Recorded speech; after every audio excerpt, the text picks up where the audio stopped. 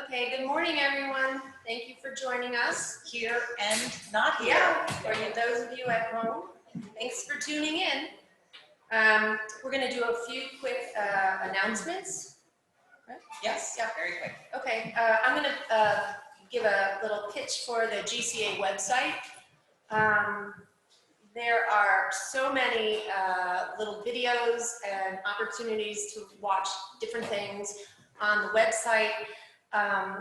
Lighty, our Visiting Gardens chair, has asked to check out the Visiting Gardens page because there are great little trips you can take, virtual trips. Plus, they're also putting up photos from some of the old fabulous trips that were very... I think there's one from Denmark and Sweden on there. Anyway, and there's a Nashville trip that you can take a virtual trip. So check that out.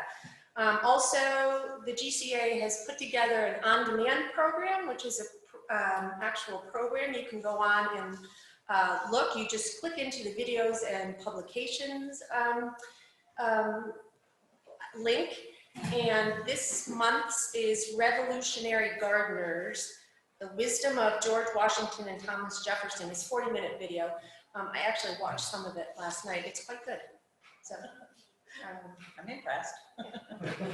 Oh, and anybody that wasn't able to tune into the Sherwin-Nice conference, it's on the website. You can look at that. And just remember, in November, we have the Conservation Study Conference coming up. Which will be, it's only their second or third one, so it's a work study where you really will learn a lot in depth about a certain environmental issue. Two things. We want to announce that next month's program, our November program with the photographer Rob Cardillo, will be completely over Zoom. So we'll send out, obviously, all the information in our newsletter and everything. So you'll have it. And if, I don't know, of course this doesn't really make sense, but it goes on record. If you miss this program, you can find it on the Channel 79 YouTube site. Is that right, Bob? Okay. And we hope that you'll either go back and look at it again, or maybe encourage your friends who forgot about it to go look at it. So that'd be great. Okay. And now we'd like Nancy to introduce our fabulous speaker for today. Hi, everyone. I'm thrilled on behalf of both the Irwin Park Committee and programs to introduce today's speaker, Charles Birnbaum. Charles is the president, CEO, and founder of the Cultural Landscape Foundation, an organization which at its core is dedicated to the simple and powerful idea of connecting people to places. So TCLF does this by educating and engaging the public to make our shared landscapes heritage more visible, to identify its value, and importantly, to empower its stewards. That's us. It's with this in mind that we invited Charles to visit Irwin Park with the goal that his insight and observations will inform the development and creation of a strategic 10-year plan and roadmap for the beautification and potential use of Irwin Park in the coming years. Many of us were fortunate to tour with him yesterday and hear his firsthand observations at Irwin. But this morning, he'll share those observations with us and highlight the significance of Irwin and its potential role in and identity among the many jewels we have here in New Canaan. Let's see, Charles has an impressive career, including 15 years at the National Park Service Historical Landscape Initiative, and a decade in private practice in Manhattan, focusing on landscape preservation and urban design. Since taking the helm at TCLF in 2008, he created the What's Out There database. It's a searchable database of the nation's design landscape heritage. That happens to include Waveny Park, so check it out. And the creation of the biennial International Oberlander Landscape Architecture Prize that awards $100,000 to the recipient and a 2-year public engagement project. He's authored and edited many, many publications and won an equally impressive number of awards, including the American Society of Landscape Architects Presidential Award of Excellence, where he's also a fellow, the coveted Rome Prize in Historic Preservation and Conservation, He has a few more of those ASLA awards that he picked up along the way, including the Society's highest honor, the ASLA Medal in 2017. This year in 2020, he received the Landazine International Landscape Honor Award, as well as the GCA Historic Preservation Medal. So that's wonderful. In his spare time, Charles is a visiting landscape architecture professor at Harvard Graduate School of Design, and where he challenges his students and will challenge us to ask important questions about the intent and cultural significance behind landscape design decisions and actions. So please join me in welcoming Charles.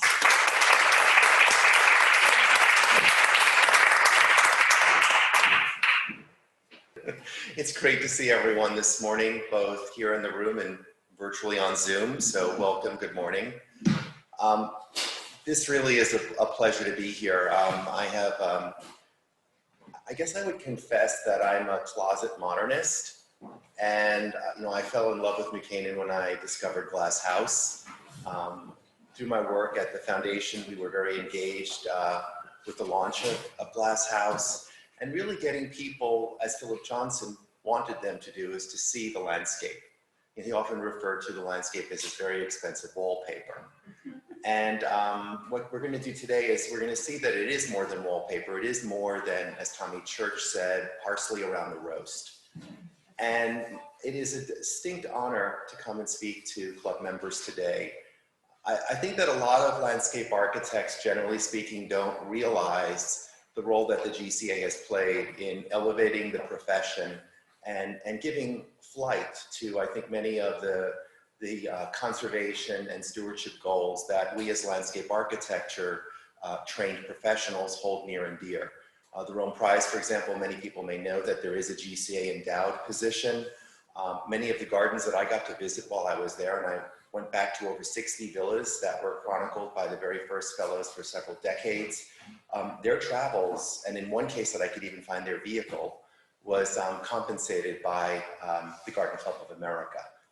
And so with that, what I'd like to do is, let me see, how can I put this? A lot of my friends tell me that when I do public speaking that I give a kiss and a slap. And so for those of you that are watching on Zoom, I guess it will be an air kiss and you'll have to just sort of slap yourself. But with that, what I really want to ask everyone today is ask them, when they look at Irwin Park, when they look at Waveny, when they look at the Merritt Parkway, when they look at the incredible mosaic of landscape architecture and cultural landscape heritage that is here in New Canaan and Fairfield County, how do you measure success? When you look at the garden projects that you take on at this site and elsewhere, what's the criteria that you use? Now, I grew up in New York City. You might be able to tell from my accent. But Connecticut was a big part of my childhood. My grandparents were in New London. And as a little kid, I was digging in my grandmother's vegetable garden. She was the big gardener in the family. And I unearthed a bottle of Moxie Pop, which I still have, and I put cut flowers in. And it was when I realized as a little person that the land holds stories. That in fact, that as a little person, I was able to do this landscape archaeology and make this discovery. And there was a story waiting to be unlocked about who was in this garden before myself and my grandmother. And so the signage, for those of you that may know Chelsea's Gallery District, this is when the New York City Landmarks Commission was putting signage to let people know about historic districts. But how do we talk to people with handheld devices? How do we get them to look up and watch the changing light and to hear the sounds of the birds and to actually recognize that just moments ago there was a buzzsaw going in the background and that we were having an impact on the biophonic sounds of the landscape we're currently in. Now, I just thought everyone's going to need a little fun this morning.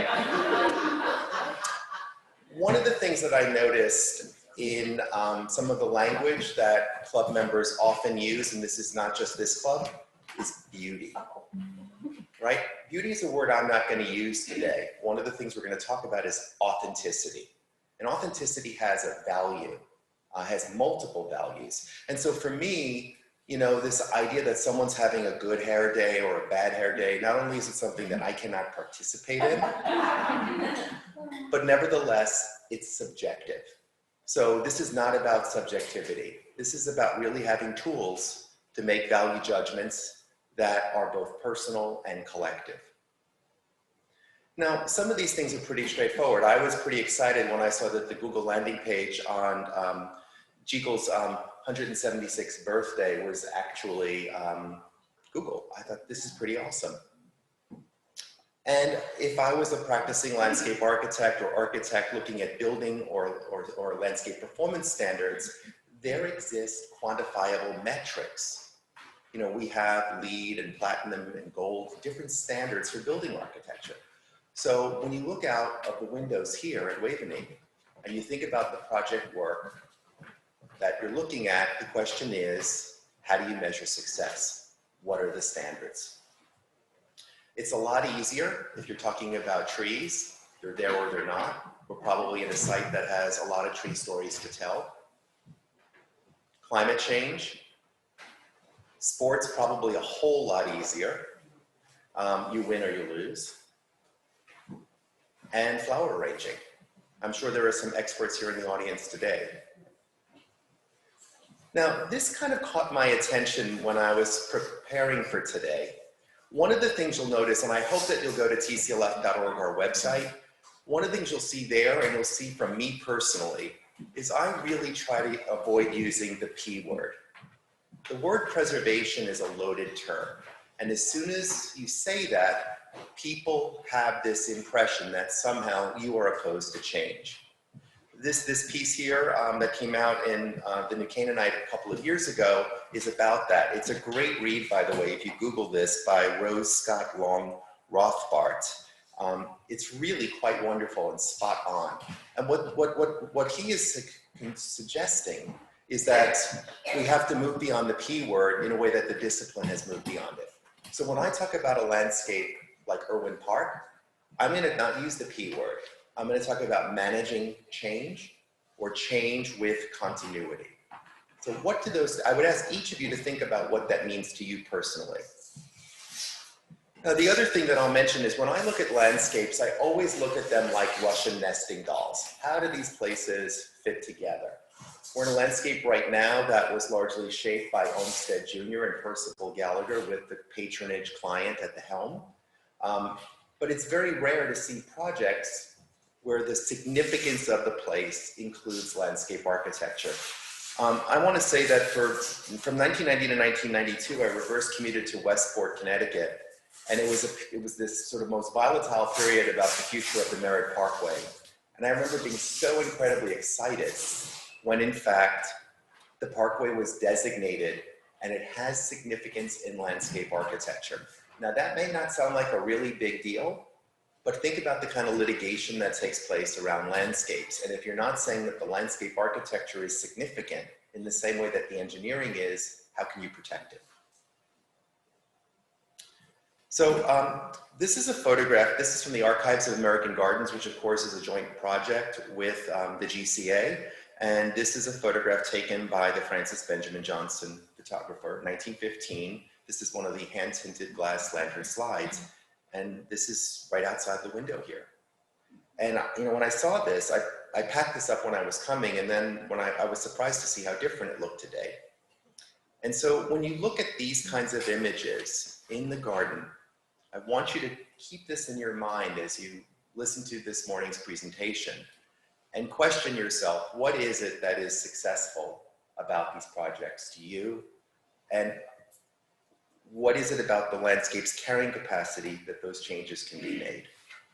You know, here, for example, when I talk about landscape, one of the things you'll see consistently is that landscapes are objects organized in space.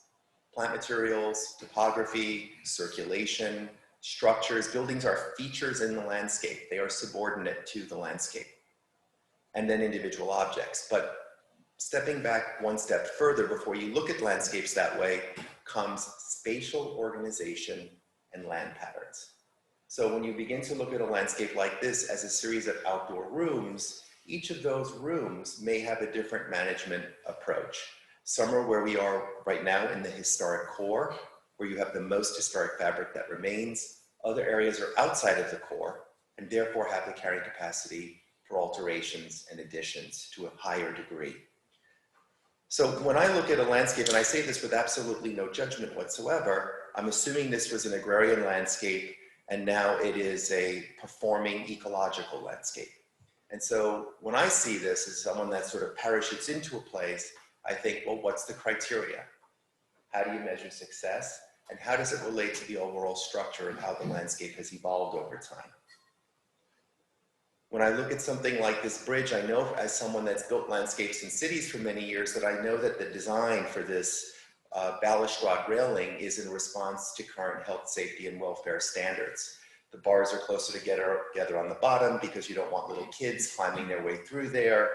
But the reality is that when you see this, it dominates the view today. Think about if this was a black chain link fence, which would be not traditionally beautiful. The eye might edit that out. And so the question here is, what is the overall language? What is the overall approach when managing change?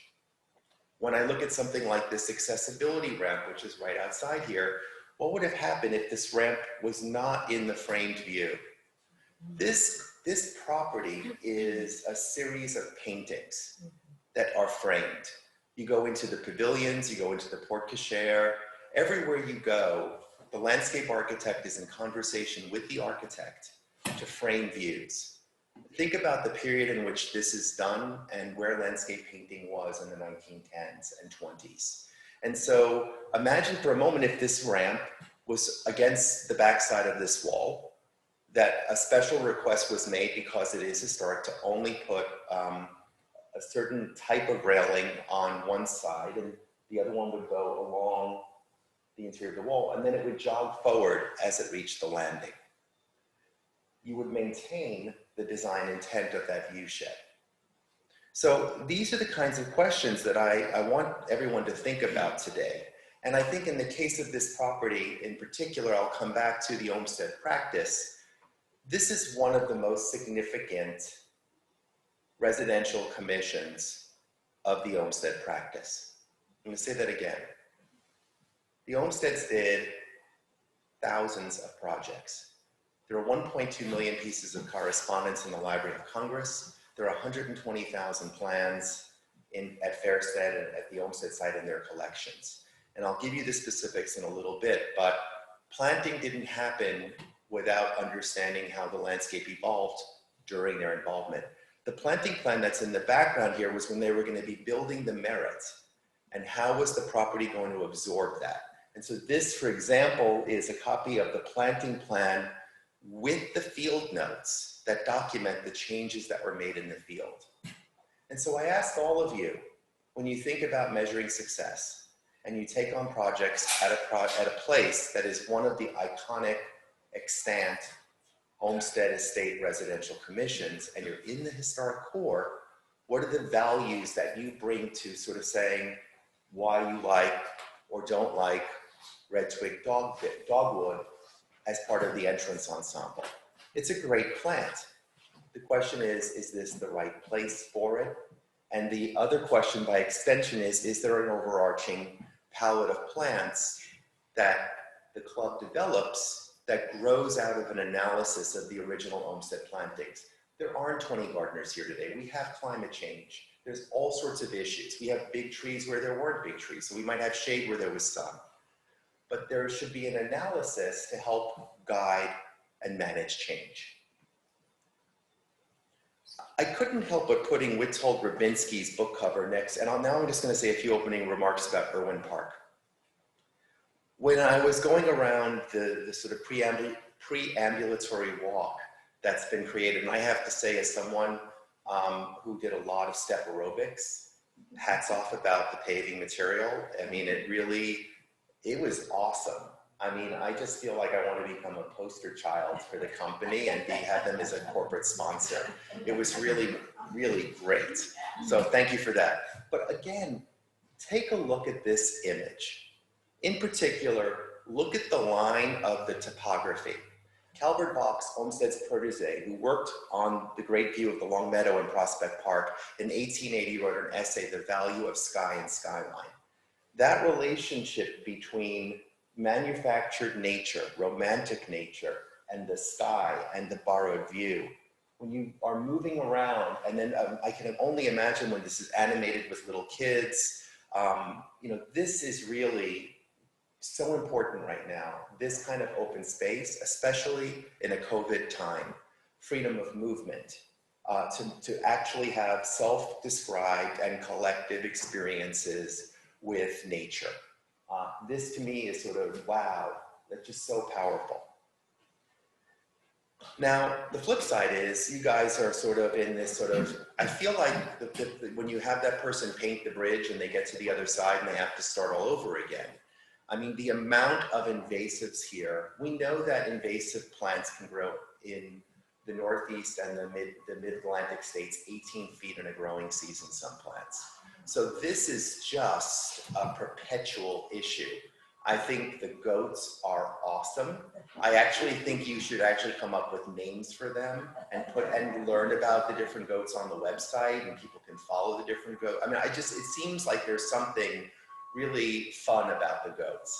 And again, they're moving through the landscape, they have freedom of movement, and they're serving a great purpose.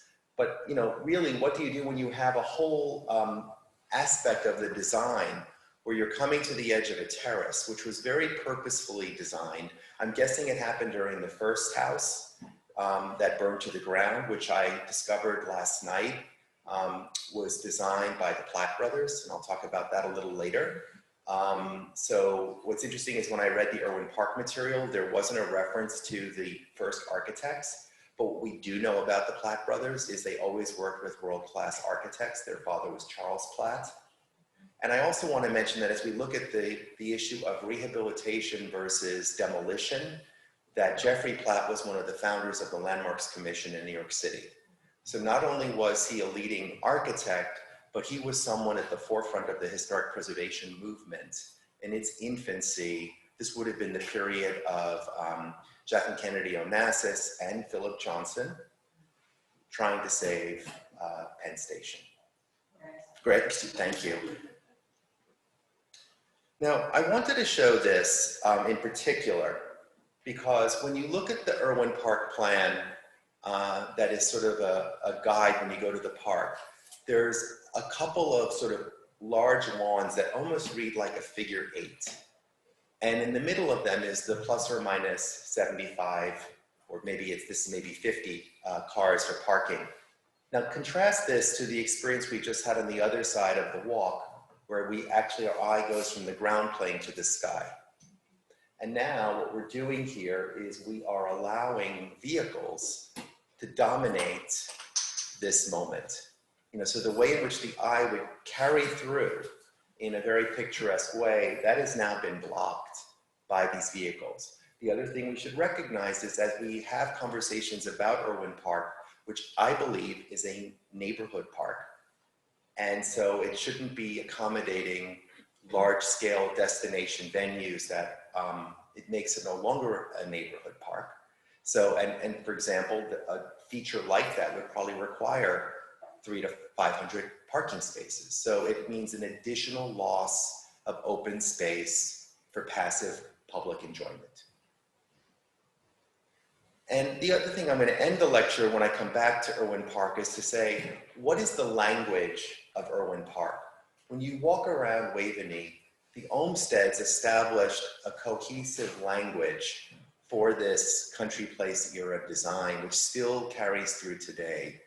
And so when you see something like this structure, and I have nothing against this, we could say it's beautiful, we could say it's functional. The question is, should the vocabulary that's being used today grow out of the spirit of Irwin Park when it was an estate? And I believe that it is, and I'll conclude with this, but I believe that Irwin Park is part of a larger narrative on modernism and the impact of the Harvard Five. And I think that it actually extends from the building architecture, but it did so with such a quietude that it's easy not to see it. When you look, for example, at the plan that you have to visit the park today, one of the things that's not labeled, for example, are the strong lines of trees. they're not given an identity. The conifers on one side, the sugar maples on the other. The orchard is. But the other trees, which are the armatures and spinal columns of the design, they're invisible. And what happens then is they die a quiet death. They go one by one, and then at some point you have this dilemma of, well, what do you do? And you have a conversation about monoculture and maintenance, and this is what happens. But by making them visible, they have value. So a little about me. I mentioned I'm born and raised in New York City. I'm from the age of Aquarius, the movie, not the Broadway show. And this is what Central Park looked like when I started going there and to the theater as a kid. The sheet metal looked, it was pretty tough, and it wasn't just after a Diana Ross concert. It was just not a good situation. But what's important here, as we look at the invasive plants in the park, that when we look at anything, any capital investment that the club makes, how is it sustained? How is it sustained in perpetuity? Nancy mentioned in her opening remarks about a 10-year plan. And so the question is, cyclical maintenance and stewardship have to be a part of that. And the Central Park Conservancy, for example, which is referenced in the sort of vision statement of Waveny Park, is the gold standard. These are actually pictures that I took in 1984 when I was working on Prospect Park. My favorite is the bench, which is some kind of torture device. But imagine that being an overlook on, try sitting on that. Look at the overlook, which has since been rebuilt. And then also, this is Meadowport Arch, which has since also been rehabilitated. And this, of course, is the Lakeside today, renewed as part of the new Lakeside Center designed by Todd Williams and Billy Tyne, with the Prospect Park Alliance serving as the landscape architect. This was the heart of the park in the same way that Bethesda Terrace is in Central Park, and it's now been restored and rehabilitated. Just aerial view. Now I can't help but jumping from that to the High Line. Many people probably know the Joel Sternfeld photographs, the befores, and of course, these are just some afters. What I find exciting about this particular image, for those that are sort of geeks about conservation like I am, is that this image exemplifies leading with values that are based in historic preservation and design through a great knowledge of stewardship. It all comes together here. Every one of these railroad tracks were numbered and labeled and put back into place. And so the question that I would say to you is, as we look at Prospect Park and we look at the High Line and we consider Irwin Park and Waveny, what do they have in common with Catherine Deneuve? Today is all about great bone structure. That's what we're going to talk about, okay? So we're not going to use the P word. We're going to think about this glorious image of Deneuve and those incredible cheekbones. So the other challenge, as someone who has been a visiting professor both at Columbia and now at Harvard and other places like Ohio State, one of the things that I see time and time again is we force students into silos. We immediately, when I parachute into a university to give a lecture, the person that's really research driven, the person who is the lead designer in a class, you get to know them almost immediately because they've been anointed, they've been labeled. And one of the issues we have is that we have to break free of that. We have to stop using these stereotypes. The preservationists, this is actually the Athens Garden Club with Hubert Bond Owens and the Founders Garden. And you know this is a powerful group because when you see the signage next to the garden, it says Garden Club parking only. This is Martha Schwartz, and she's basically trying to convey, as a landscape architect, she did the Javits Center, she did HUD, famous initially for the Bagel Garden, and now has a global practice. Look at the way she's sitting. She's saying, I am a radical, badass woman. Do not mess with me. Right? So she's playing, this is from her book plate, so I feel like it's a nice shot of Martha, so I don't think she would mind. We have our stewards, and then of course you know the ecologists because they're traveling with large turtles. Now, of course this isn't the case, but I want you to think about when you get together with your members in a club meeting and think about the issues that people bring up that they hold near and dear. I find that GCA leads on conservation issues where I always learn so much when I get together with members. But when it comes to history, as it's called, because it has its own kind of committee structure, how do we begin to think about these silos in a more pliable way? That, I think, is the challenge that can only be addressed in local discourse with members learning from each other. And I think it's critical in projects like Irwin and Waveny Park. So how can we become silo busters? And to some extent, this is why I created the Cultural Landscape Foundation. You know, I had spent 15 years at the federal government setting federal policy. You can't do this, we're gonna regulate. I mean, I'm an official consulting party on many projects these days, and I'm grateful that the Historic Preservation Act of 1966 has given nonprofits like ours a seat at the table. We don't always win, but we surely expand the conversation. And the other thing too is when you think about what's happening right now in the world, at this moment, landscapes are more important than ever. And although I'm going to focus on design landscapes today, let's remember that any landscape where there's human occupation and movement, so think about where the BLM protests are happening today. I mean, when I look at these images out of Minneapolis, that's a historic site. That's a site that is already now laden with value and meaning. And so I just want to sort of recognize that the foundation is looking at all the typologies of landscapes. And quite simply, our goal is to make visible, instill value, and engage the public. So in a project like this one, how does it fit within the Olmsted Canaan body of work? When we look at Glass House, it represents a continuum of both Philip Johnson and his partner. And so how do we make all of that visible and instill value? When we advocated on the Frick, we said this is the longest project taken on by Russell Page in the US in his career. And so everything has to be contextualized, and I'll talk a little bit more about that. I hope people will visit our website. I hope you'll sign up for our e-letters. We'll stalk you twice a month and send you good stuff.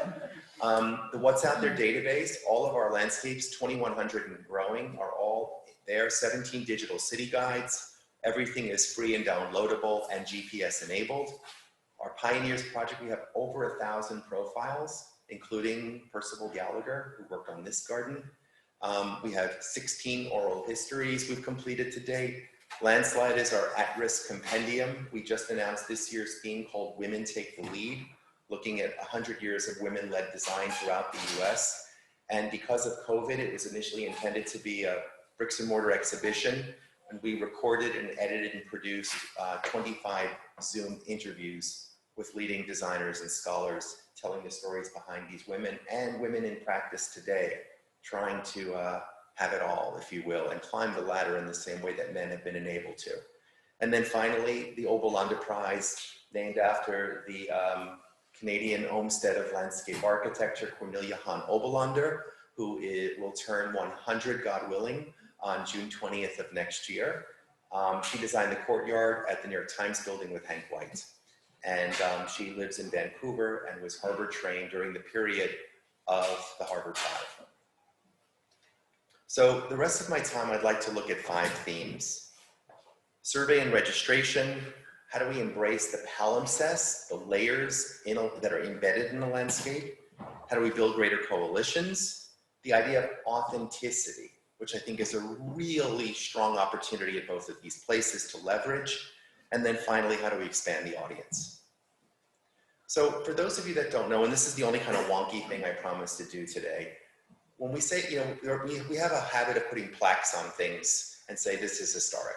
So just so everyone's on the same page, there's around 88,000 National Register properties. Less than 2,000 of those, quote, have significance in landscape architecture. So you can see why the Merritt Parkway and Connecticut Department of Transportation allowing that to happen was a big deal. Of those, there are about 2,800 National Historic Landmarks, and of those, about 75 have significance in landscape architecture. 4 of the first 8 were designed by Olmsted. Now, what was interesting is when Fairstead, the Olmsted site, was listed as a National Historic Site, they sadly spelled Olmsted with an A. There is no A in Olmsted. And there was more than one Olmsted. And as I like to tell people, he didn't look tired because he was alive from 1822 to 1957. So the Olmsted that's here is not the Central Park Olmsted, it's the son, Junior. There was also John Charles Olmsted, because when Olmsted's brother died, he married his brother's widow, which was the chivalrous thing to do then. And you're looking at me, Nancy, like, really?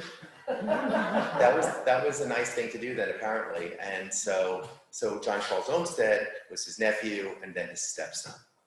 And then Junior, who also founded the Harvard program in 1900, then practices remarkably till almost the end of his career in 1957. And this is the other interesting thing. Of those 2,000 landscapes that I mentioned that have significance in landscape architecture, about 200 of those were Olmsted designed. So publish or perish. If you write about these places, if you go and try to understand the history, you make visible, you instill value. And as I mentioned, just as a little example, this is the Percival Gallagher landing page in our database, and you'll notice underneath related landscapes, and at the very bottom is Waveny Park. Every one of those landscapes, Percival Gallagher had his hand in. So what we're doing is we're lifting the veil on Olmsted, and we're making visible the people in the practice, like Gallagher, who were there for decades, who contributed to the designs. They were no less significant. So I think one of the things you could say is, oh yes, we have an Olmsted Gallagher landscape. If anyone knows the Indianapolis Museum of Art in Oldfields, that really is to me one of my favorite Gallagher designs, and that's a National Historic Landmark. So this is why all of these designations happen around Olmsted, because the knowledge is accessible, the archives are accessible. So with that, what happens then so you have to remember, the National Register has been around since the 60s. And so all these incredible, the most iconic places got designated early on, but they weren't recognized for landscape architecture. So I'll come back to, this is of course the New York Botanical Gardens, which miraculously enough does not have significance in landscape architecture. It has it for the building architecture and for science. Here's the state capitol in Hartford. I'll give you just some Connecticut examples now. Here we have Hartford, Connecticut. Olmsted is a native son.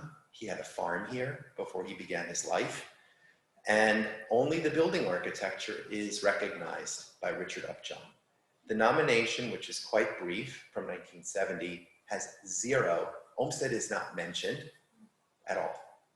There's also no mention to Weideman, who designed the contiguous park, Bushnell Park, which is one of the first municipal parks in America, which the Olmsted brothers also contributed to at the very same time they were working on Waveny.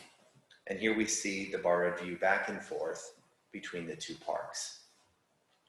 In preparing for today, I was intrigued to learn more about the Connecticut Agricultural Experimentation Station. This is a Historic American Building Survey documentation. And when you look at this, it is the oldest experimentation in the state, in the region. And when you look at the statement of significance, which I won't read to you, and you look at the boxes, you'll see that landscape architecture has no recognition here. We have science and agriculture. And so it's largely invisible, and it's remarkable when you kind of step back and you think about the scale of the property boundaries. This is all about landscape, and it's not visible. So what happens if there's a proposal? I'm making this up hypothetically, but there was a need for new housing, and we have to house people. And so someone came along, or there was a proposal, we need a place to play soccer. We need a regulatory soccer stadium for 80,000 people. Landscape architecture is not recognized here. The buildings exist in space, according to the nomination, according to the Habs documentation. I have to tell you guys, I learned so much preparing for today. I knew nothing about the Marsh House in New Haven. Can I just see some hands? Who's been there before? Wow, it is fascinating. So here is a major player in forestry in America. And look at that view on the left. Only the building was designated in 65 and in 66. And then what's interesting is the program comes back to look at a much larger historic district in 1979, and the only theme is domestic architecture. Domestic architecture is all about suburban living in a very beautiful environment. It's about really taking nature and bringing it into everyone's front yard and having borrowed views. I mean, if you look at this plan and you think, isn't this interesting? Landscape architecture. How did the roads get laid out? Who did that? I don't know. You know, and then you look at a place like the Lockwood Hughes Mansion, which I'm going to confess I've never been to. I mean, it's an incredible building. And then I look at this plan and I think, well, clearly Matthews Park was part of the estate. And we can see how it's all gotten shoehorned in here with this kind of spaghetti of highways, but yet it's so close to the water. And I'm sure it's visible, especially from the upper rooms, but it's only the building. I would say of all my aha moments, I did not know this is where Stephen Mather hailed from. Having spent 15 years at the Park Service, having, you know, Mather among sort of the pantheon of personal heroes for really conservation through a highly sophisticated lens for its time. And, you know, it's just kind of extraordinary when you think about this place. And when you look at the nomination, it's for building and for the concept of conservation, politics, and government. But there's no relationship in the nomination between the home grounds and the philosophies of this person. In fact, when you, when you look at this map, you just have, and the property's about, was it 20 some odd acre, 28.5 acres. I think what was remarkable is there's no description of this. What is contributing? What is character defining that defines this place and helped to shape this man? And then moving right along, because we are in New Canaan, we should embrace modernism. I don't know how many people know this particular site in Hartford, Connecticut. This is Constitution Plaza. It's one of the very, very first parks over a parking structure in a corporate campus by Sasaki's office. A progenitor of a typology, a very important landscape. When I was with the federal government, the State Historic Preservation Office was contiguous with this parcel. This should be listed. And as you can see in this photo, it still has a fairly high degree of integrity. This is the same people that did Greenacre Park in New York City, John Deere headquarters, and a whole collection of corporate office campuses. And then you're also in a place where no one has taken on a survey on modernism that includes landscape architecture in the way that New Canaan has. And I want to start to leave some breadcrumbs for how I'm going to conclude my talk today. I think really this is a presentation that's dedicated to the future of Irwin Park. I think that there is an opportunity to connect a narrative for Irwin Park that embraces its modernist roots. And that, as we could see here at the Noyes House, that even though the landscape is a landscape of simplicity, it is very much the landscape that was articulated by Philip Johnson. Dry laid stone walls, undulating topography, conifer trees, and some, conifer trees on the high points and deciduous trees along the roads and along the stone walls. That's it, that's the palette. And so there is a common language, and I believe that language still exists at Irwin Park today.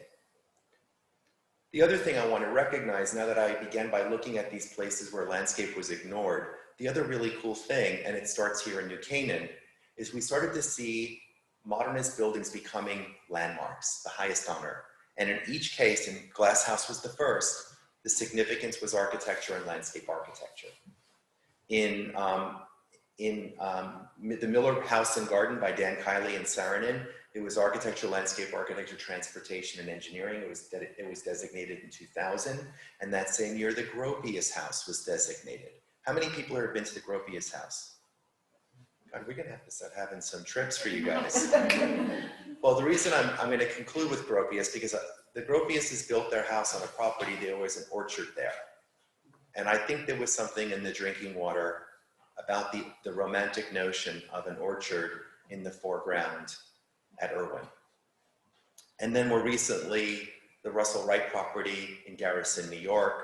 Wright, of course, being a celebrated product designer as much as an architect. These are his home grounds, and its areas of significance include landscape architecture. Okay, so that's sort of the registration piece.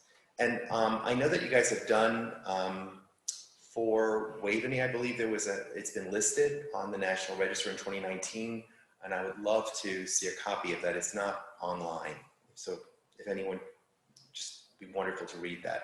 Okay, so palimpsest, layers. It was really interesting when I came here yesterday, and then I pulled out the images that I had downloaded from the Garden Club of America, and I'll just go back. So here's our bone structure, right? But the thing you'll notice here, as I learned this morning, because of cost constraints, is the balustrade that was running throughout the rest of the parapet was then returned with brick walls, mostly for cost considerations. This is all standards of rehabilitation. So the thing I want to say today is, the question is one of, when you are in the historic core, do you apply universal principles? Is the goal to replace and repair and preserve historic fabric when you're in the core? Because what it's saying here is, it's a little different, right? We're using substitute plant materials, which I understand. We're using substitute building materials. And so then the question is, the approach that's being applied here, should it be applied elsewhere? Think about this in relationship to the bridge that I showed. Think about it in relation to the flagstone paving. Obviously, there are tripping hazards galore in the Francis Benjamin Johnson photograph. I know I'm making some people nervous now, and I apologize. But I just think these are the kinds of questions one has to ask when they're being custodians of a significant work of landscape architecture. And so the idea of doing period plans is not new. The Historic American Buildings Survey, which was founded in 1935, they actually, when they first started for a few years, they had something called the Historic American Gardens Survey. Now, I don't know if it went away because it was called HAGS and nobody liked that. I've always wondered about that. But nevertheless, these would meet current standards. There are endnotes. They talk about what we know through research, what we know is conjectural, that we believe perhaps from letters or photographs. Even the ladies at Mount Vernon in 1923 to 1926, when they engaged Charles Sargent of the Arnold Arboretum, who analyzed all of the trees to say, here's what was here during George Washington's time. Here's what's come in that should not be here. Here's what's in decline that we should renew. This would meet the work of any landscape architect today doing a plan for vegetation management and renewal, and it's almost 100 years old. And it was because of the ladies at Mount Vernon that it happened. So I said we would come back to NYBG. As I said, designated for architecture and for science. This is one of the only gardens in America, Woodlawn Cemetery is the other one that I have found, where the three dynamo women of the Country Place era, Beatrix Moran, Ellen Shipman, and Marion Coffin, all have garden designs. We can carry the lineage right up to more recent projects like Oma van Sweden and Sheila Brady and Siobhan Towers on the Native Plants Garden. No significance in landscape architecture. For those that may know some of the Garden Club members in Rye and the dynamo that is Suzanne Clary, she has been spearheading the future of the Jay property. Initially, she did a cultural landscape report with Heritage Landscapes. These are their period plans. All of this work looked at both a smaller scale at sort of the estate scale, but they also looked at land use in terms of period plans. So think about the land use issues here and understanding how those have shifted over time and how those help to define what a historic core is. More recently, the walled garden, which was the subject of a lawsuit that included toxic dumping from the county on the former swimming pool site that you see on the left. Notice that little archway on the far left of the photo that you saw. I'll just go back one so you can see that. Sorry to drive my assistant crazy in the back there. So here we have a space. Think about our bone structure. And they didn't say we're going to, we're not going to put the cutting garden that was here, 90 years ago. And Nelson Bergholz was engaged through a rehabilitation scheme. So the bones, the armature of that garden were renewed. Now, this is not too dissimilar than some of the work that's happened here. Here at the J Estate, though, it grows out of a deep knowledge and it happens uniformly. So I think there's a real opportunity probably to do some lessons learned from the work that's already been done here and what has worked and what might not be done the same way. And the last example I want to give you without period plans, because I've looked at so many National Register nominations, is why should you revisit these? I know I'm going to get more hands for this, and it's a real killer to ask who has been to Biltmore, because that's where the meeting was going to be this year. So this is sort of a pilgrimage site. Well, maybe more of you have seen the movie Being There. Okay, so Being There was based on a gardener named Mr. Chauncey, played by Peter Sellers, right? So here we have, of course, the reason Biltmore is designated, right? We have Olmsted Senior, and we have Mr. Vanderbilt. The thing also, when you look at Olmsted Senior, this was the end of his life.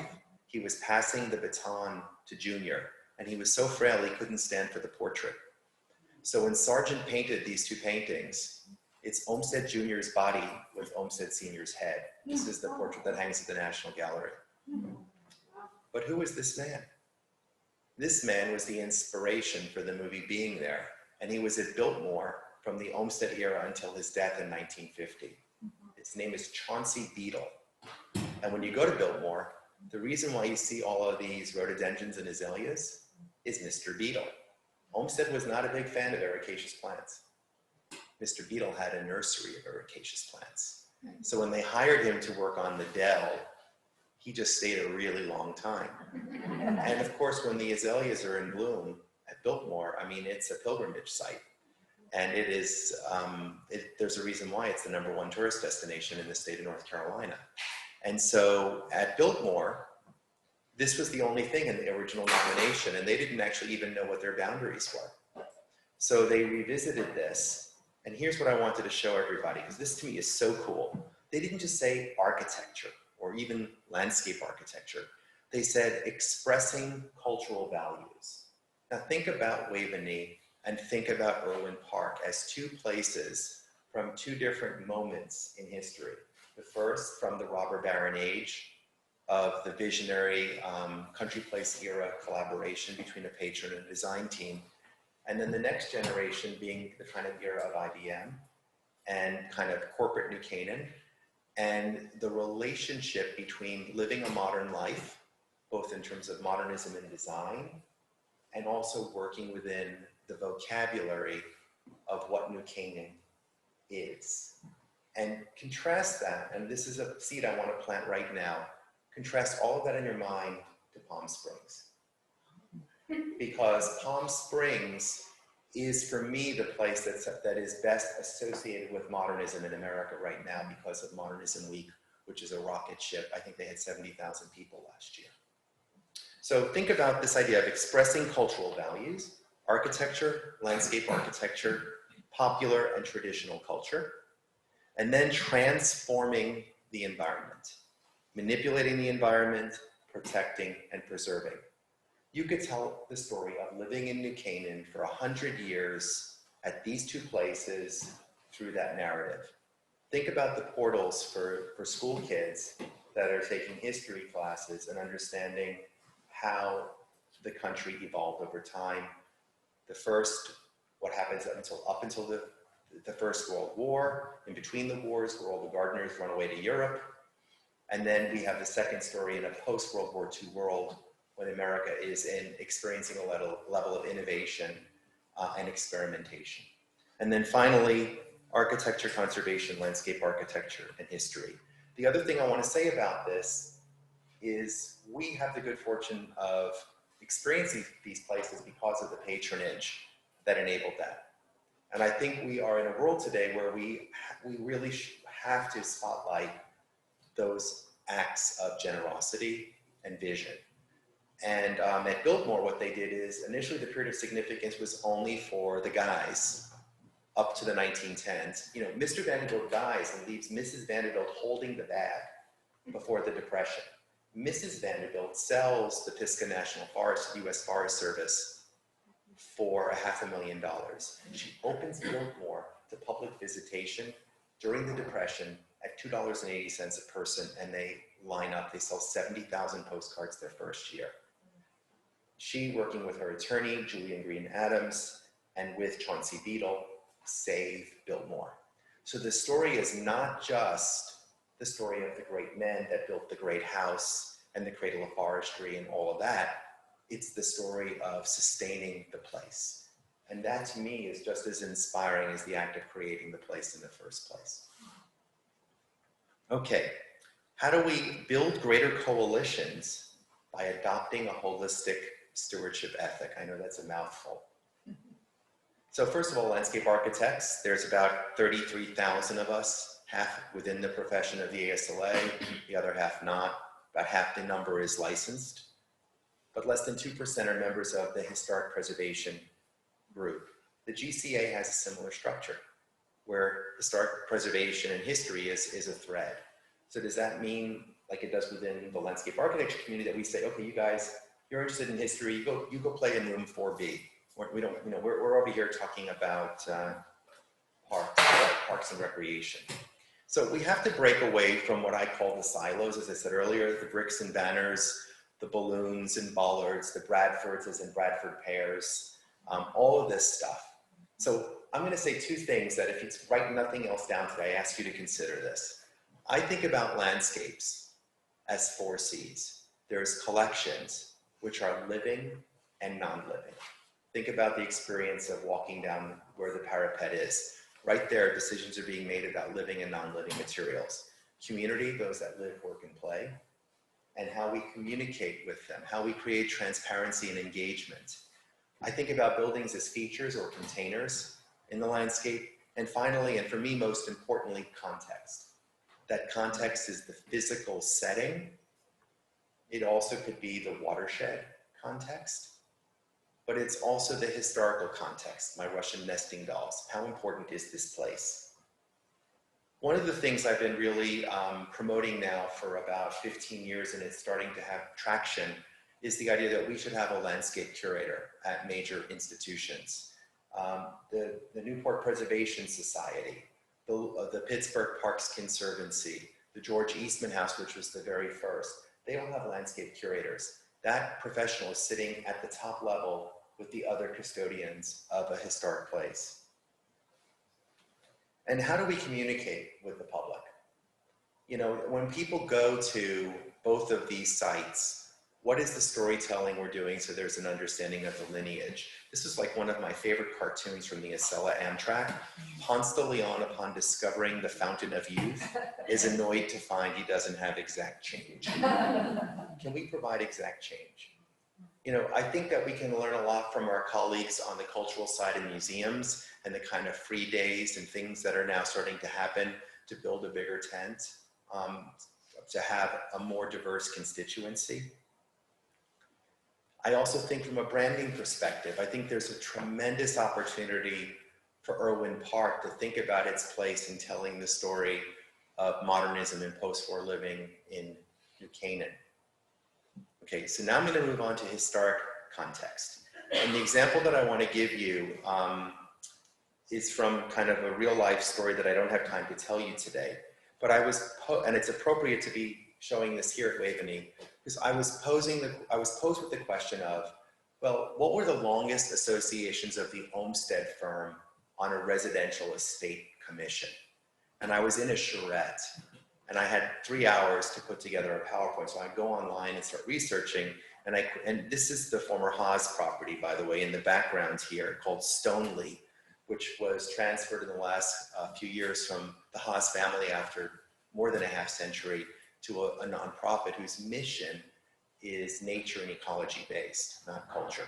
Now here's what's interesting. It's probably pretty hard to read this, but what I'll tell you is when you see Biltmore, it's the most number of drawings, 649 drawings, but it's a shorter period, 1899 to 1909. When you look at Stoneleigh, it's almost, it's right up there as number 3 with 175 plans, but the longest tenure of any project, 1906 to 1958. And if you scroll down towards the next to last, you'll see Planting Fields is up there at 395, 1917 to 1936. Same team that's working here, incidentally, with Junior and Gallagher. But you'll notice that very few are over 100 plans. So last night, after my lovely vodka and wine at dinner with club members, I went onto Orgo bleary-eyed and saw, oh, look at this. So for the Latham project, there are 282 plans. That means of all of the residential commissions by the Olmsteds throughout 100 years of the office practice, that this place, to the best of my knowledge, is number 3 in terms of numbers of plans. So when on one hand, when you contrast Waveny to Irwin, where we don't have a lot of knowledge, there's a mother lode here that's just waiting to be unlocked. And we can also see here that it's an extent, you know, I'm guessing that the majority of the work happened between 07 and 17, and then there was sort of these comeback moments from 1938, and you know, maybe just some pleasant correspondence those last 2 years. But it is an extended period, and it's a remarkable number of plans. So in terms of context, that elevates the significance in the historic core here. The other thing that I discovered last night is I spent some time in the Historic American Buildings Survey archives, because I know that Tubby was working here, but I didn't know who the original architect was at Irwin. And lo and behold, what was intriguing to me here is the Irwin residence in a photograph from 1964.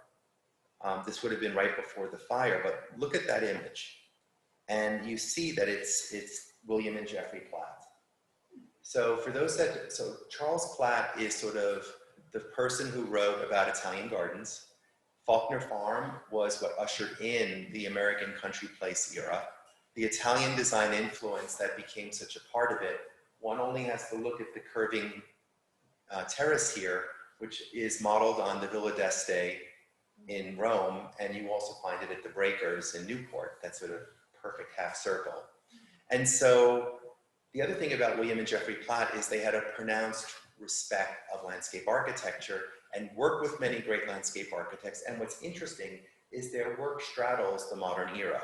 Although it can be perceived as very traditional, and I give you 2 examples here, Longview in New Orleans with Ellen Shipman, and the what is now a arboretum or botanic garden open to the public in called Lakewald in Lakewood, Washington, was with the celebrated landscape architect Tommy Church. And it has that wonderful quinfoil fountain at the center of the garden design. So when I think about that stone wall that leads with this beautiful scar, this all fits in with having been of that earlier period. So the house was probably rebuilt, I'm guessing, on its historic location, whatever went on there. So I'm saying some of this with some level of conjecture, but not the Platt piece, which also suggests that that landscape of that era was significant. So that's part of the context.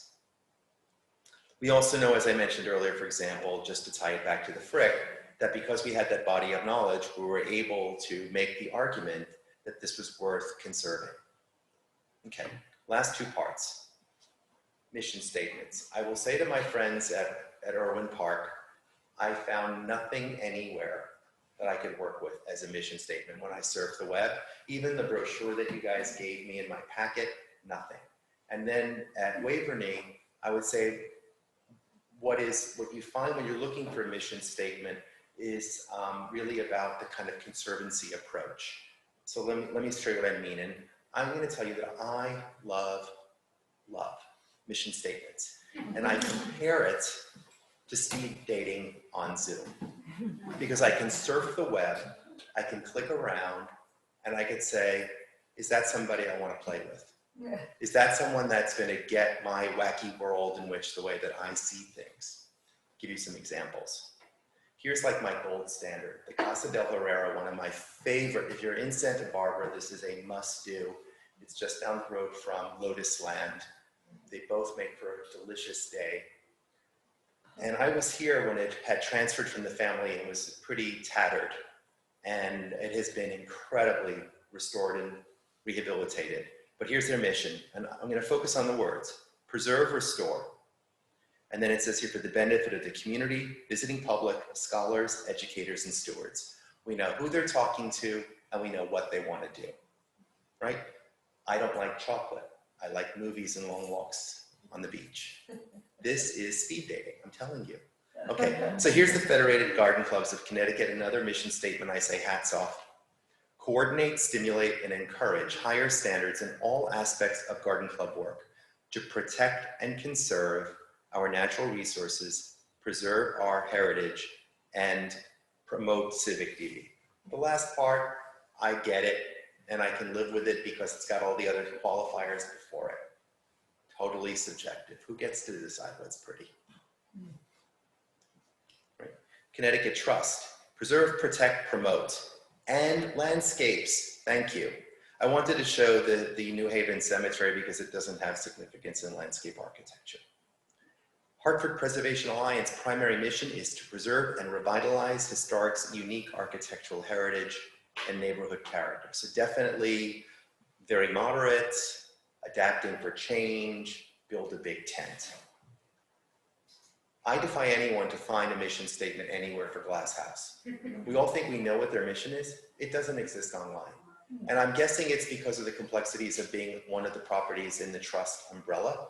And so we won't unpack that today, but to me, it's kind of remarkable because they have been such extraordinary stewards of the property. The consideration that went into all changes to make it publicly accessible for ADA, everything was so carefully considered.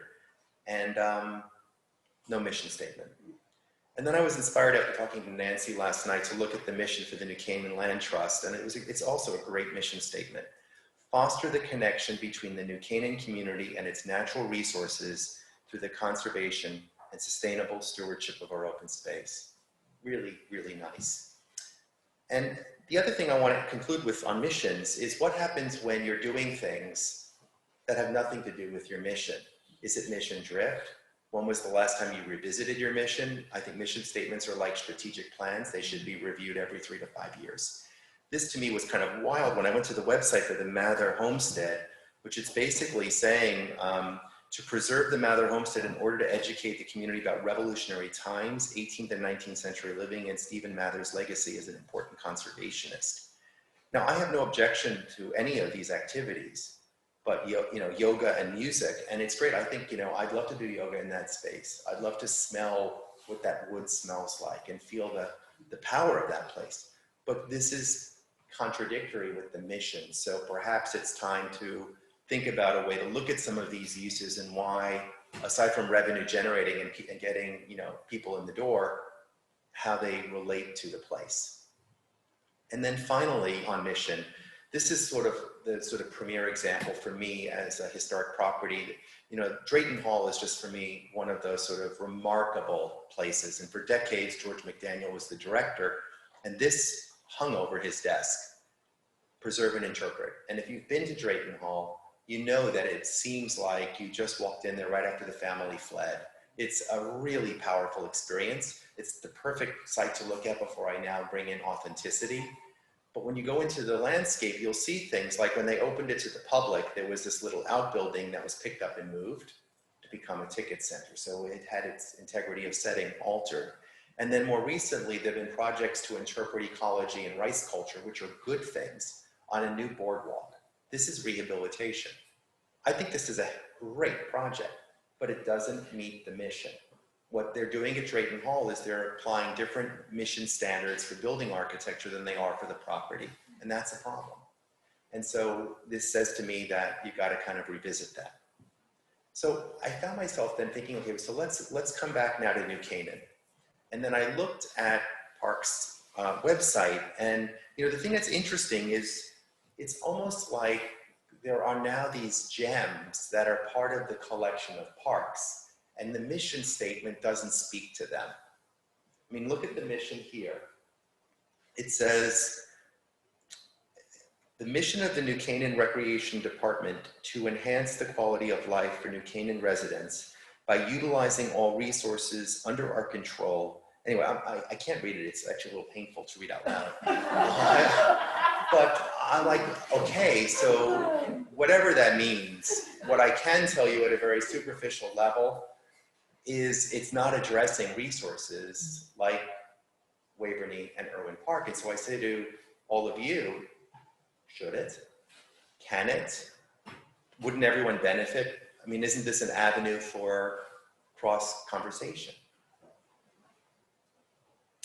And so I have then here, this is I know that Waveny probably has a mission statement that I couldn't find. This was the closest thing that I could find. And it's really about stewardship, and it's a wonderful statement. To me, this almost feels like a subtopic as a vision statement that's part of realizing a mission. And you know, on mission statements, less is more.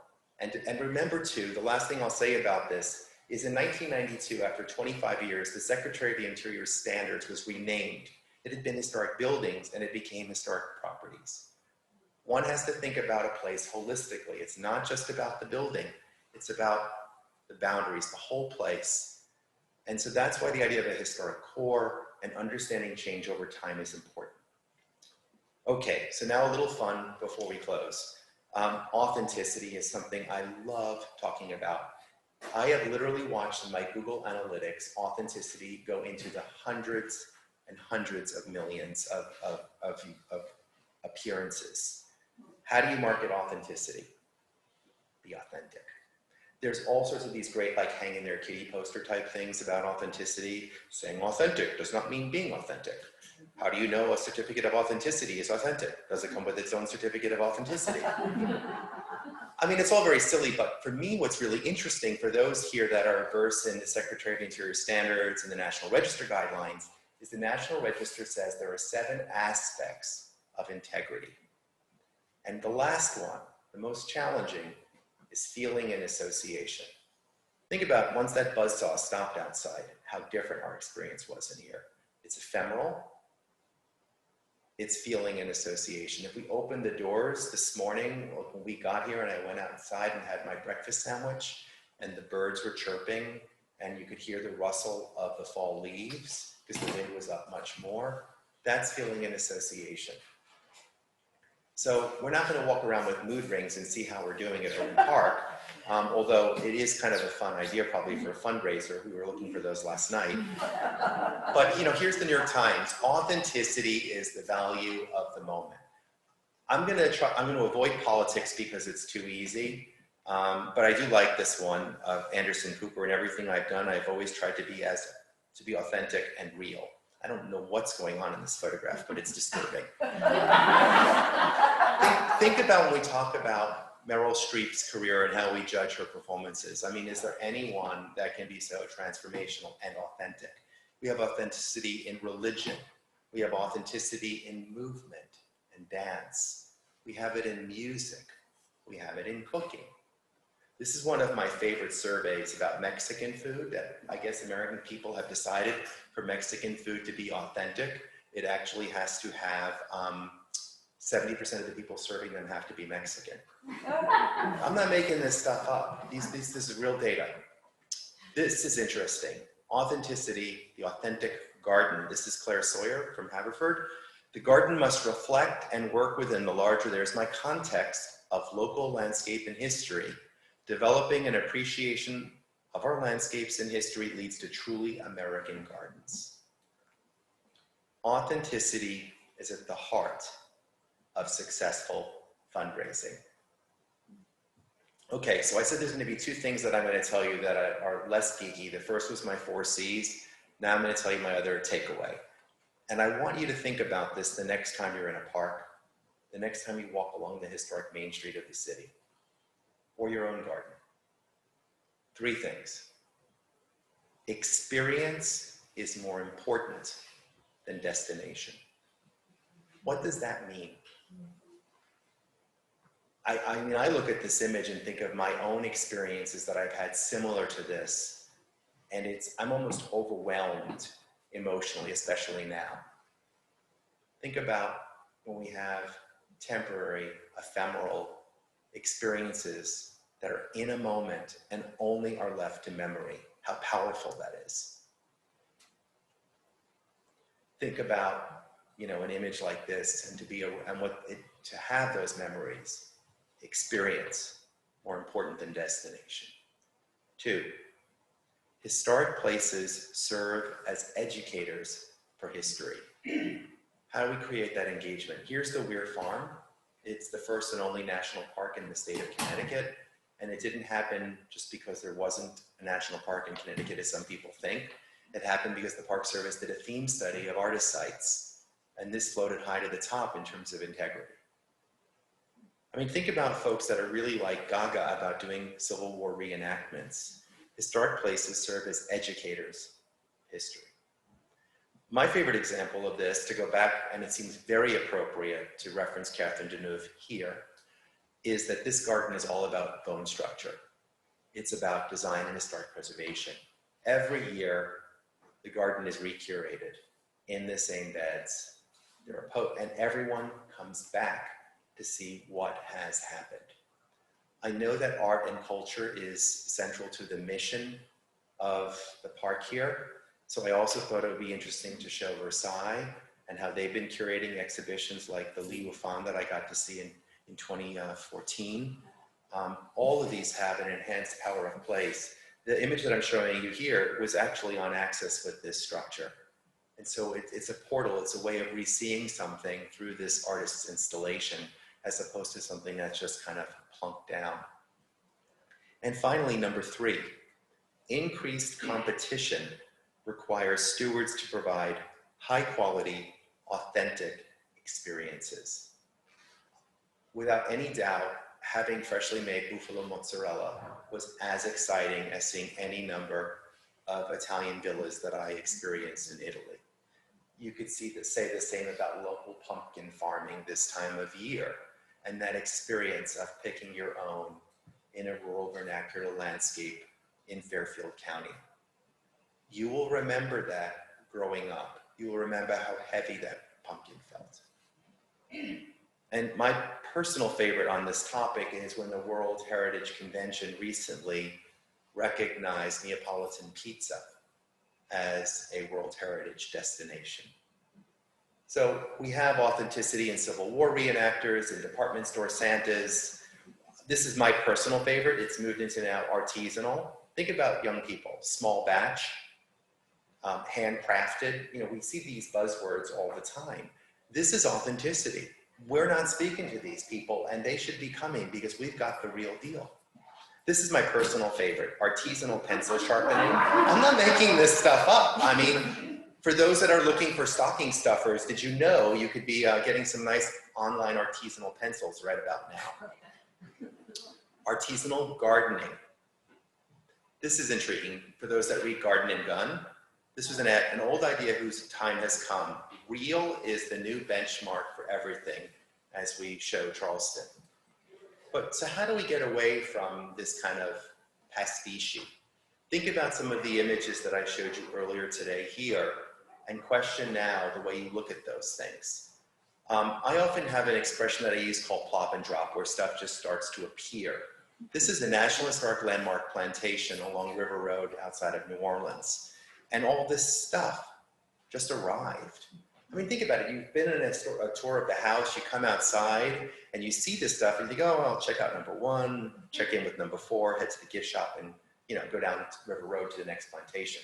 The thing that's really interesting here, imagine if we actually wanted to be brave and we opened 2 views. First of all, remember that historically, when people arrived here, they didn't arrive by car, they arrived on the river. And so if they came through the Mississippi, you could open 1 view showing a pastoral landscape, which likely appears in some of the paintings inside the house. And then in another view, you can show the oil refineries. And you can talk about how breast cancer in Louisiana is the highest in America. Imagine if we did that. Imagine if we tied the landscape to how we live and allowed the landscape to tell the story that it's waiting to have unlocked. That's power of place. And sometimes it's messy, and sometimes it's uncomfortable. But we have the power to do that. And we don't have to hit people over the head. I'm trying to be a little dramatic this morning because we all have not had enough coffee yet. But you know, it's not enough to use split rail fences and corral sports utility vehicles. And it's not enough to take an Ellen Shipman landscape and plop a cannon in it. And in terms of beauty, here's one of this is my last image here. This is the Church of Cosmos and St. Damien in Rome. And Dickens writes about this when he goes there and he says, a ruin, ruin, ruin, God be thanked, a ruin. And if you go there, and this is a photograph from that period, and this is it today. It looks like a suburban landscape. Is it beautiful? Because it has dollops of viburnums flagging the doors and a lawn. Why is there different standards? Why does beauty come in for landscape? So how do we move away from this? How do we move away from what I call program-driven design, where you do community meetings and then you make a list of things like dog parks and splash pads? It's what I call poo-poo platters for the ADD generation. But we can do more. We can go deeper to unlock the stories a landscape has to tell us. Here is Martin Scorsese's The Age of Innocence. This is Edith Wharton, of course, turn of the century Boston, and Madame Olenska, Michelle Pfeiffer, is sitting on the 1939 World's Fair bench, designed by Clark and Rapuano for Robert Moses. Here's where it belongs. Why different standards for wallpaper and china on that film than for landscape? And then finally, and then I'm going to conclude. This is the World Trade Center site, and I wanted to show you this in the context of a survey that took a number of years at the Smithsonian. And what they did is they did a survey of all 14 Smithsonian properties, including the Cooper Hewitt, to find out what people want when they go to a Smithsonian museum. So I'm not saying these parks are museums. What I am saying is that let's see what people are looking for. Now think about this in relationship to the survivor staircase on the bottom left, which was moved inside the museum because it was in conflict with the redevelopment plans. Number one is see the real thing. So if someone goes to Irwin Park, if someone goes to Waveny, what does that mean? See the real thing. Overwhelmingly, 60%. Gain information and insight, 40%. Spend time with family and friends. Feeling awe and wonder. Feeling pride in America. Those to me are things we don't think about, I think. And I think the public is looking for that, especially what is real. So in closing, I'll give you a couple of examples and thoughts. I think about landscapes as manuscripts. They're texts that are waiting to be edited. Perhaps you have people like this in your life. My partner, our communications director, is a great editor. Sometimes there's a lot of red ink, other times there's a nice note and a few changes. And looking at a landscape, for example, how do you manage change? You can do a lot of things creatively that are not permanent. Think about the NYBG show of a couple of years ago on Women of the Country Place era. This is John Beardsley, who was the curator of Dumbarton Oaks for half a dozen years or so, who began to bring art into Beatrix Horan's garden, a whole new way of seeing it.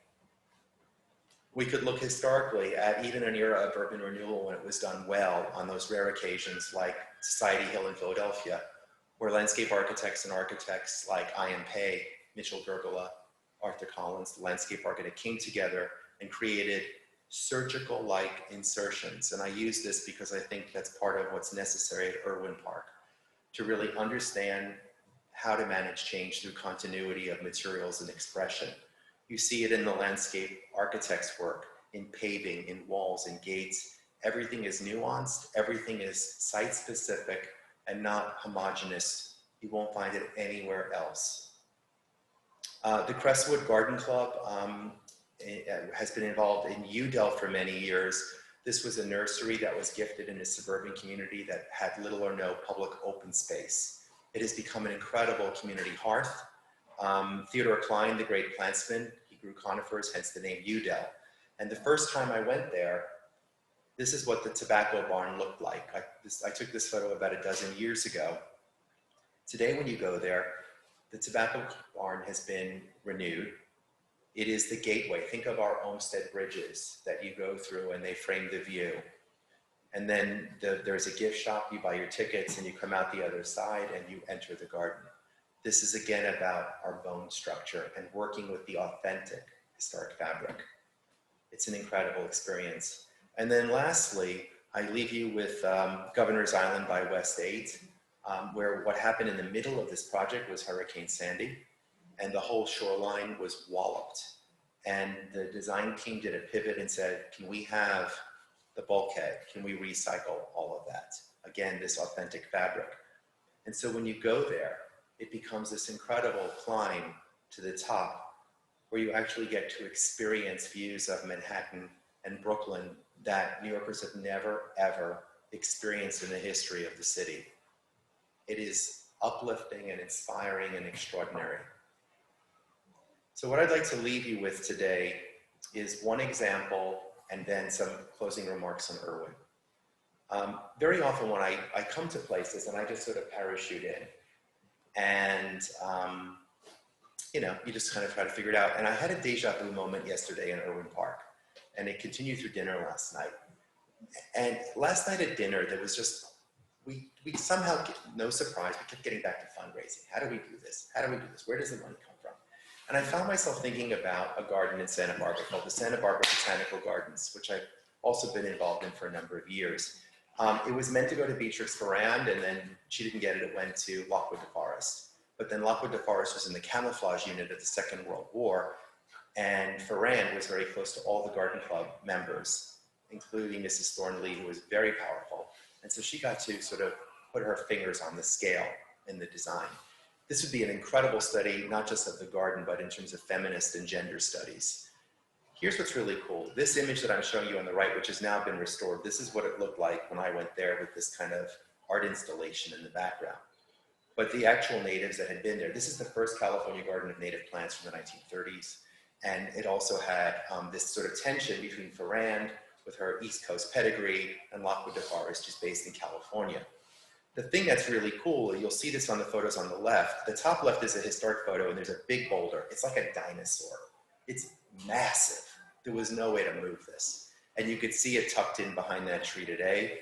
And what would happen is you would come down this grand staircase. And what did Farrand do? She put it on axis with the boulder. So it's like a confrontation. And you know, you're going down there and you could see this is her plan, how she was trying to get the parking out of the way.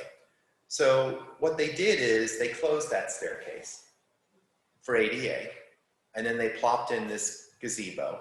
And if you look at the ground plane too, it's all these pavers with people's names on it for donations. This was a sort of a stone dust, desert-like kind of experience. Here's the staircase. It was all there. It just had been closed. And so you kind of came around the other way. And here's the sort of contrast of the new pavers, geometricized. Again, we're moving further and further away from nature. Think about the gazebo. Think of, you know, who gets to decide? Is that beautiful? Is that appropriate? What's your criteria? Then we started introducing around, and this is all Lockwood DeForest work, we started introducing new interpretive signage. Beautifully designed. A lot of money was spent here, right? This doesn't look like anywhere else. Now look behind that signage. There's a bench. That bench was designed by DeForest. All of the benches are site-specific in the garden. So this one has what I would call a diminished integrity of setting. And there's also a little pond in there, a little goldfish pond. This is all now in front of that. You can see here how even the benches are echoing the silhouettes of the mountainscape. So we saw the deforested benches. I'm not making this up. We then had the Fred Flintstone collection. These are all donor opportunities. Now, happily, there is a new director who's been there for a number of years. His name is Steve Timbrook. He came from Lady Bird Johnson Wildflower Center. And he, as soon as he saw this stuff, understood it for what it was. And so we're not, you know, they're not going down that path. But what do you do when you have all these donor names on bricks and on benches? And so what is the voice? And so I leave you to think about this idea that new work or insertions made by landscape architects and stewards should be apt, and they should be a contributing part of a shared symphonic language, part of the palimpsest. So yesterday, we sat and pondered and talked. And as we did that, I started looking at the materials that were all around me. And I kept thinking about that sort of Central Park-like pavilion and some of the other different types of benches, for example, and things that were just appearing. And when I looked at the wood patterns, I thought, gosh, this is so beautiful. And then looking at the fireplace brickwork, and I thought about backless benches that the eye would edit out. Also the fenestration patterns of these long lines that could be echoed in the fastigiate forms of trees. And then I looked a little further and I saw that this was reminiscent of Glass House's landscape in the way that we had very much structures for modern living that were modernist, but they were in a picturesque landscape. The picturesque landscape of New Canaan is what knit the place together. And then this dignity of a ridgeline. I thought it was also intriguing on the bottom left to see the conversation that was happening between the existing structures by adding this sort of lacy white vertical elements to kind of try to unite those things. And then found myself thinking about these thematic groupings of trees, these alleys, in very much the same way that Olmsted would design a park in Hartford. If you go to Colt Park or Goodwin Park, you would see in those landscapes that there are thematic lines. It might have been elms, it might have been oaks, it might have been red oaks. There was an understanding of fall color. Things would be yellow, things would be red, things would be spreading and cathedral-like. And then I looked at the orchard and I had another aha moment thinking after we had been inside and I had been reading about the Harvard Five. Here's a plan, for example, of Gropius's home in Lincoln, which surely all of these guys visited many occasions, I'm sure, with lots of libations and laughter. And the house is sited behind the orchard. This is a device that has been used by landscape architects. Warren Manning did this at Stan Hewitt Hall in Akron, Ohio. And you have these, it gives, again, just in the way that the room that we're in is filled with antiques to give this sense of history and permanence. It's happening with these gnarly landscape features that are nostalgic for an agrarian lifestyle. And so all of these things, I believe, and this to me is the frontier for the park, and this is my last image. I think that the focus of modernism here has been, I mean here being at the park, not in New Canaan, because I think the survey has done a great job of including landscape architecture and interiors. But I think here, I think there's a story in this landscape. I think the lines of the topography, in particular the two meadows, the way they were interlocking and is now disturbed, the armature of the trees, the long borrowed views, and the way, in a picturesque way in which the architecture is nested into the landscape. And I think that there's an opportunity to think about this first and foremost as a neighborhood park, and then on special occasions, perhaps through a prism of modern design and modernism, specifically in Canaan modernism. I think there's a real opportunity here to think about a way to activate the park and perhaps think about another way to renew the sort of large elephant that is a contributing feature in the landscape. Thank you.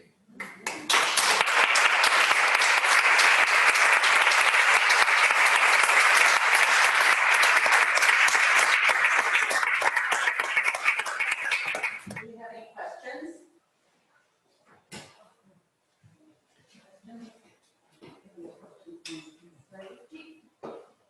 Yes, please. Do you think that there's a way to successfully,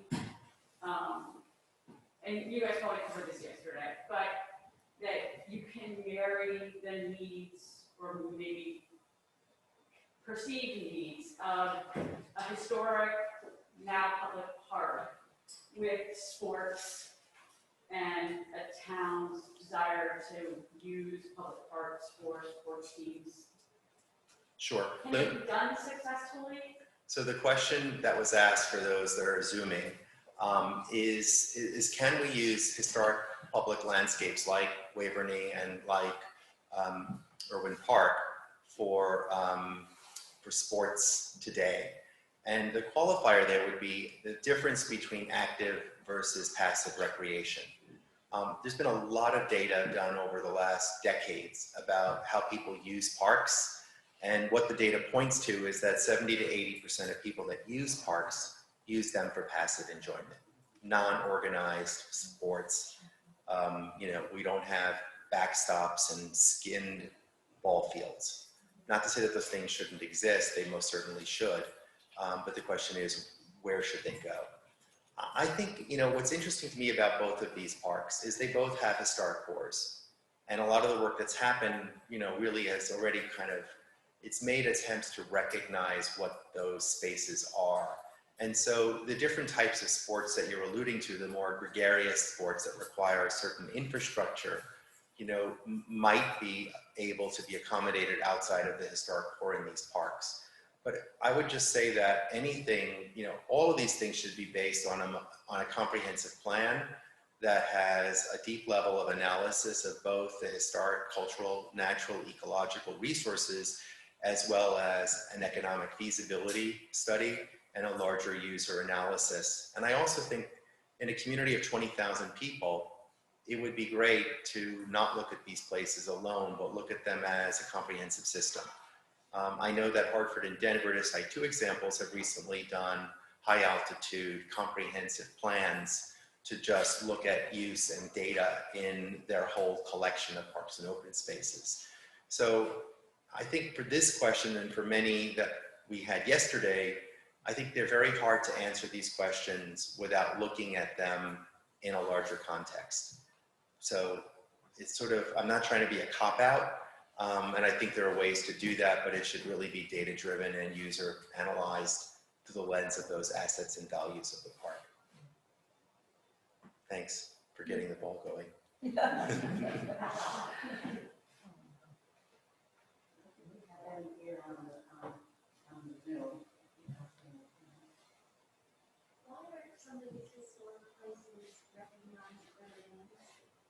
So the question is, why are some of these places not recognized for their landscapes?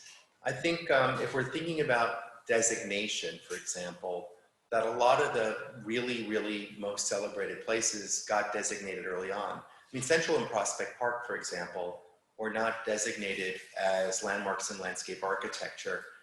They were actually designated as scenic landmarks because that was the tool that New York City had then. And it almost actually buttresses the idea that they're an act of God, that somehow they're otherworldly and they were just crafted by nature. I think a lot of people know who Olmsted is today, but I do think that in a way that we're struggling to know who was involved at Irwin Park, for example. I mean, there are breadcrumbs there, but what's kind of remarkable is I would assume there was a landscape architect, or at a minimum, an architect that laid out the roads. But it feels that there would have been a landscape architect involved. This is also the other thing about Irwin Park, just to answer through that lens, is if we're thinking about the Harvard Five and that period, the landscape architecture program is regaining its ground under Gropius as well. And so there would have been cross-pollination with either students or faculty, people like Christopher Tunnard, Dan Kiley was a student. So, I think that it was about the total living environment. And I would be surprised if, I don't think any of those things happened by accident. I think the last thing I would say about landscape and why it's also changing is we didn't have PhDs in landscape history for many decades. If you look at the first people that were writing about Olmsted and others, they came through art history and architecture history. And so there was a different knowledge base than you would have from a landscape historian today. I mean, some universities in landscape architecture programs now have 10 to 15 level PhD faculty. And so it's a very different world. And even within landscape history, there's much more nuance and specialization. So I think that's changing. And that's why I said publish or perish earlier. Our website, I mean, we just added 1 million page views a year since COVID. And I mean, over what we were doing before. And I feel like if you build it, they will come if you leave the trail for people. So we get queries every day. And I think with the internet, it's really changed things, especially at a grassroots level where people have a connection to place and they just start Googling and they find organizations like us and then we arm them with the knowledge. Thanks, Lily.